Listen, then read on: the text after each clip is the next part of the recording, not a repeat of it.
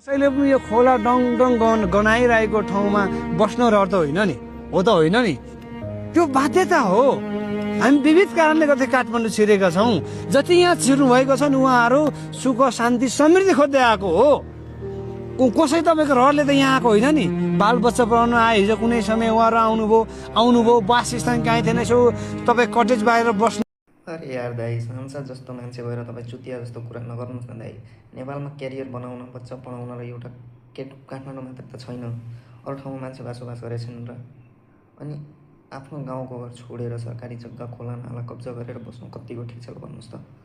रियलमा जो सुकुम्बासी हो उसले त हक र न्याय पाउँछ र सरकारले उसको व्यवस्थापन गर्छ। तपाईँ कुकुर जस्तो भुकेर जनता भड्काउने र खुट्टा तान्ने सरकारको काम नगर्नुहोस्, जुन तपाईँहरूको प्रमुख काम हो। म के भन्न चाहन्छु, जो असलीमा सुकुम्बासी छ उसको व्यवस्था गर्नु सरकारको जिम्मेदारी हो, र जो हुकुमबासी हो तिनीहरूको चाकमा लात हानेर त्यहाँबाट निकाल्नु पनि प्रमुख जिम्मेदारी हो। अनि अर्को पनि जिम्मेदारी के छ भने चाहिँ तपाईँहरूको मुखमा बुझो लगाउनु पनि यो पनि एउटा प्रमुख जिम्मेदारी हो क्या। जानुहोस्, चिया खानुहोस्, बस्नुहोस्, भन्ने बित्तिकै सबै कुरा हुँदैन, चिलाउनुहोस्, मौकाको फाइदा नउठाउनुहोस्। जय नेपाल।